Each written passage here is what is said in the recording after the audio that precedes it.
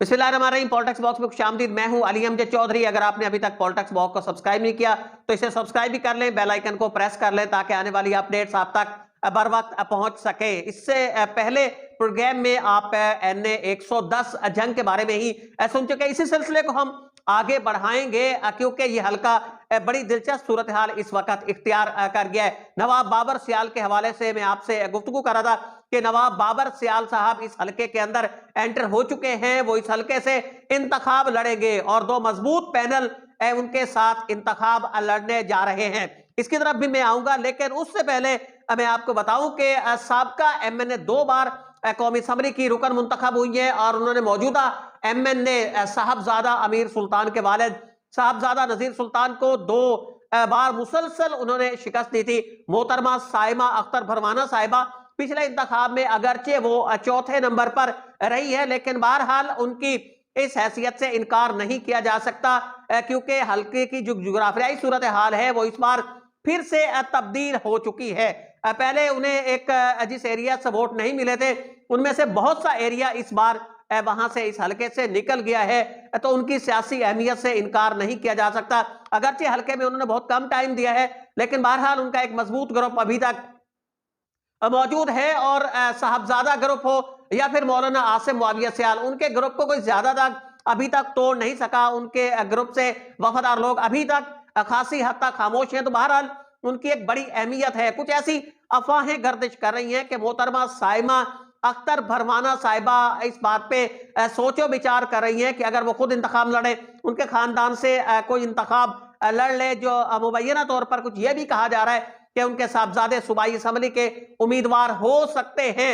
अगर वो सूबाई असम्बली के उम्मीदवार होते तो वो किसके साथ होते हैं, ये भी बड़ी इस वक्त दिलचस्प सूरत हाल है। कहा यही जा रहा है कि सियाल अजम या फिर सियाल इत्तेहाद ग्रुप के हवाले से जो इस वक्त ताकतें काम कर रही हैं, उनकी यह भी कोशिश है कि मोहतरमा साइमा अख्तर भरवाना साहिबा, नवाब नवाजिश अली खान और नवाब बाबर अली खान सियाल, इन पर मुश्तमिल एक बड़ा पैनल यहां से तश्कील दे दिया जाए। उनका यह भी कहना है चूंकि नवाब नवाजिश अली खान और फिर सियाल ग्रुप का एक बड़ा असर रसूख इस वक्त दरियाए चनाब के साथ मिलती जो बाउंड्री लाइन है वहां के वोटर पर एक बहुत ज्यादा असर है। बड़ी बरादरियां हैं जिनके साथ सियाल ग्रुप के रवाबित हैं, उनके साथ उनकी रिश्तेदारियां हैं, तो ये उस पर भी असरअंदाज हो सकता है। मोहतरमा साइमा अख्तर भरवाना साहिबा को अगर दरियाई बेल्ट से उन्हें वोट मिल जाए तो वो अगर MNA की सीट पे नहीं आ सकती तो कम अज कम MPA की सीट पर वो आसानी से इंतखाब जीत सकती हैं। शायद हो सकता है कि वो खुद इंतखाब न लड़े, उनके साहबजादे या फिर कोई अजीज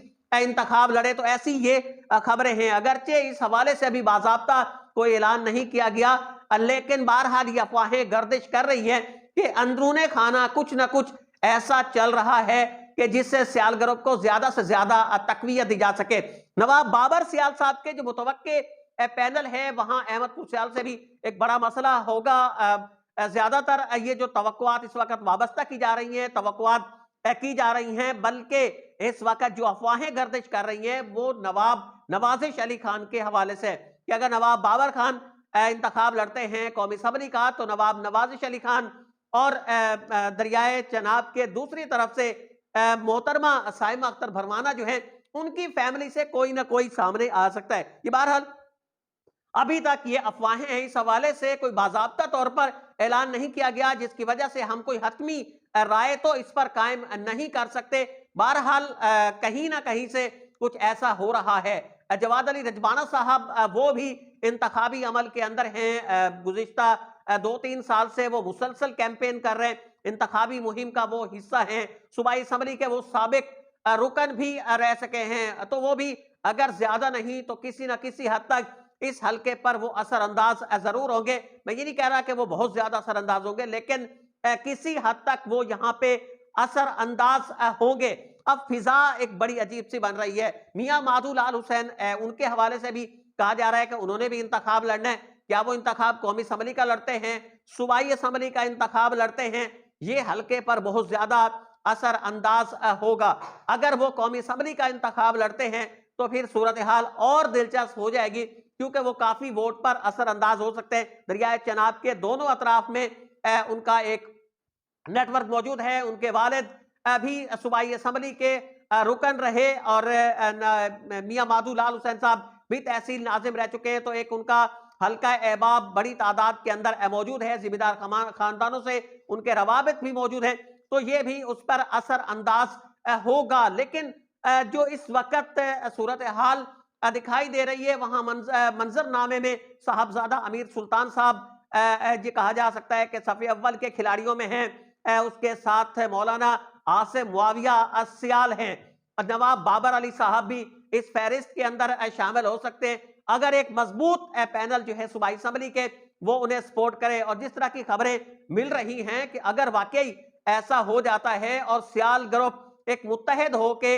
उनकी सपोर्ट का ऐलान करता है, तो सूरत हाल बहुत ज्यादा तब्दील हो जाएगी। अमीर अब्बास खान का हिस्सा भी बहुत ज्यादा इसमें अहम होगा, क्योंकि उनका एक अहम किरदार होना है तहसील अहमदपुर सियाल में।